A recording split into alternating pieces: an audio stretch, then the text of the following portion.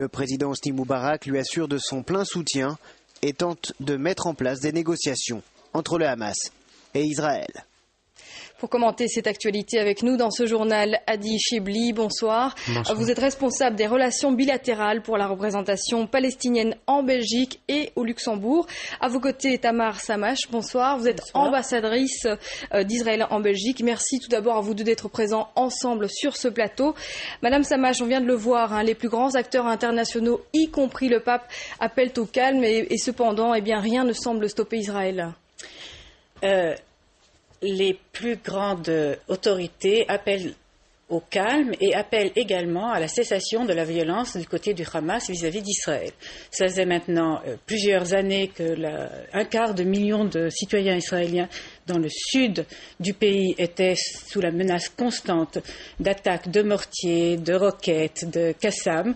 Et les Palestiniens, le Hamas, au moment où la trêve instaurée avec l'aide de l'Égypte a été finie, ils ont refusé de reconduire cette grève et pendant la semaine dernière, des centaines d'obus se sont abattus sur le sud d'Israël. Israël a prévenu, Israël a demandé au Hamas d'arrêter, Israël a réagi, nous avons le droit, nous avons le devoir de protéger nos citoyens. Justement, Monsieur Shelby, les États-Unis accusent le Hamas d'avoir mis le feu aux poudres en rompant cette trêve très précaire. Qu'est-ce qui a provoqué cet emballement de part et d'autre ? Écoutez, tout simplement, il faut le dire, et tout le monde le sait très bien, depuis la signature de la trêve entre le Hamas et Israël, la trêve a été violée, non seulement par le Hamas, mais également par Israël, parce que la trêve n'appelait pas uniquement à cesser le feu, mais également à lever le blocus imposé sur la bande de Gaza, où croupissent actuellement 1 500 000 habitants vivant dans des conditions de vie très difficiles. Et la trêve appelait aussi à la réouverture de tous les points de passage de la bande de Gaza. Mais rien n'a été fait. Cela, bien sûr, sans parler de violations dans la Cisjordanie. C'est vrai que l'autorité palestinienne et le peuple palestinien a toujours condamné tout acte de violence qui vise des civils israéliens ou palestiniens de deux côtés, mais il faut dire aussi que l'opération menée par Israël actuellement contre la bande de Gaza, ce n'est pas une opération qui vise le Hamas, c'est une opération qui vise la population palestinienne tout entière. Parce que je ne peux pas imaginer comment on arrive à bombarder un centre militaire qui se trouve entre les maisons de la bande de Gaza sans que ce bombardement cause des dégâts et des pertes humaines parmi les civils palestiniens. Justement, le gouvernement israélien parle de 97% des victimes palestiniennes, soi-disant, appartiendraient au Hamas. Est-ce que vraiment ce sont des chiffres auxquels vous croyez ? Écoutez, moi personnellement, je viens de Gaza et ma maison a été endommagée. Est-ce que je suis un partisan de Hamas? Est-ce que je suis en train de lancer des requêtes contre Israël? Il faut être logique, il faut être sérieux quand on parle. C'est vrai qu'Israël dit que 90, même 9% des personnes qui ont été tuées sont des personnes de Hamas, mais ça c'est pas la vérité parce qu'il y a de civils qui ont été touchés. Et d'ailleurs dans les images que vous venez de montrer dans vos 3 reportages, on voit des femmes et des enfants qui ont été blessés.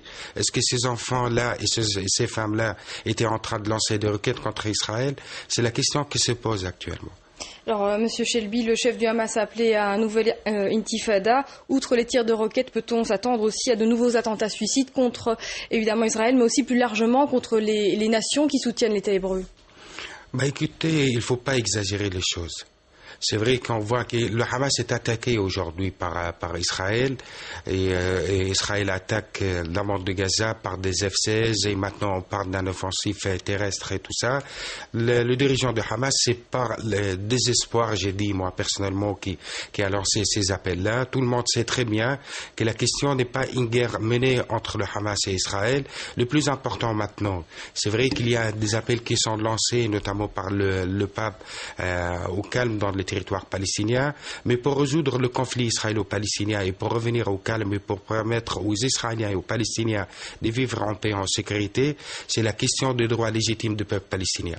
Alors justement, un appel au calme qui n'a visiblement pas été entendu. Madame l'ambassadrice, est-ce qu'on pourrait imaginer dans les scénarios les plus catastrophiques, outre une intervention diplomatique, une intervention militaire? L'intervention militaire, elle est déjà en route. Je veux rappeler à mon collègue, il parlait des attaques contre la population civile. D'après le droit international, quand il y a des attaques du Hamas ou d'autres activités militaires qui sont menées à partir d'un territoire au milieu d'une population civile, il s'agit de rompre la loi internationale. C'est interdit d'après la législation internationale et on a le droit de riposter. Il y a bien entendu des dommages collatéraux. Nous essayons de frapper de la façon la plus précise possible le Hamas. Nous sommes désolés s'il y a des civils, mais c'est un risque que le Hamas a pris.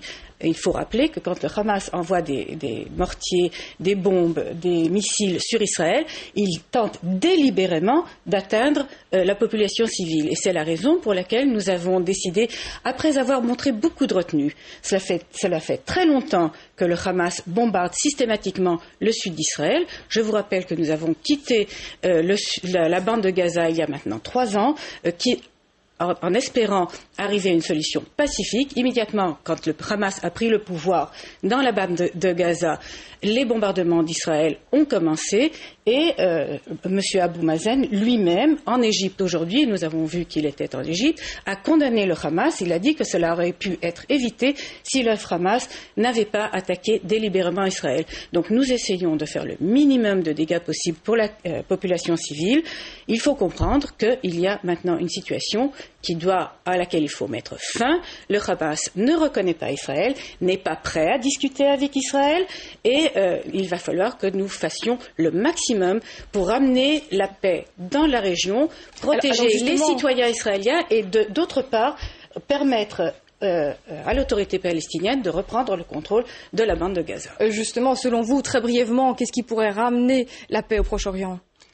Moi, personnellement, permettez-moi de dire un mot tout simplement. C'est vrai que moi, j'ai insisté, je confirme actuellement que nous, en tant qu'autorité palestinienne, nous condamnons tout acte qui vise des civils des deux côtés.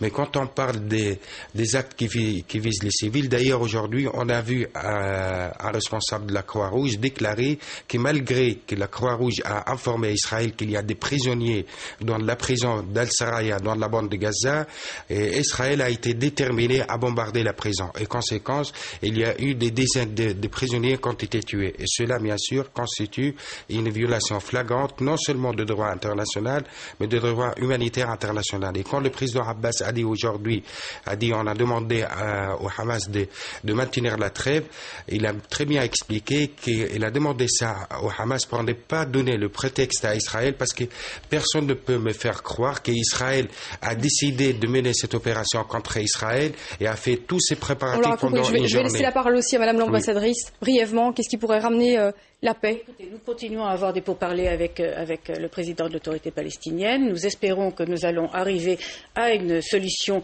négociée. C'est un problème qui touche Israël et les Palestiniens. Nous espérons qu'il n'y aura pas d'ingérence venue d'autres pays. Malheureusement, nous savons très bien qu'il y a d'autres pays qui essayent de se mêler du combat qui a lieu en ce moment entre le Hamas et Israël. Les pourparlers entre Israël et l'autorité palestinienne pourront ramener le calme dans la région. Merci beaucoup à tous les deux d'avoir été présents dans ce journal. C'est dans